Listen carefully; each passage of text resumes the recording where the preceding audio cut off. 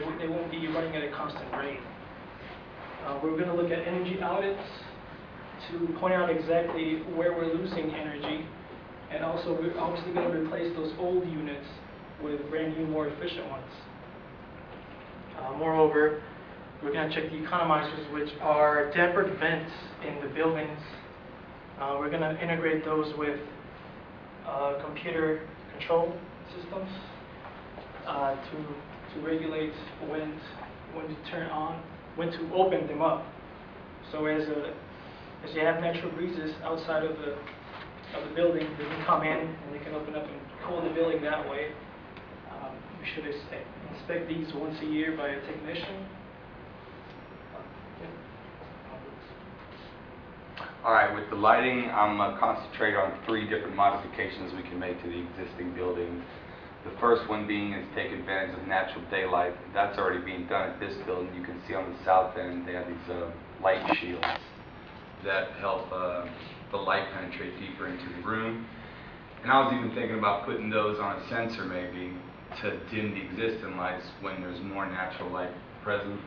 And also putting timer and occupancy sensors in rooms to automatically turn off lights by motion and have them all off at night, therefore saving money and CO2 emissions spent on lighting and bulb replacement using high efficiency bulbs.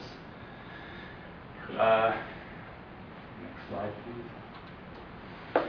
And a good example I found was at Stanford. They had their energy building there. It's called the Y2E2 building. They have state-of-the-art LEDs that use as little as 0.5 watts to light a square foot of the room, which I think the leading fluorescent light is costing like 3 watts per square foot, which that's pretty impressive savings.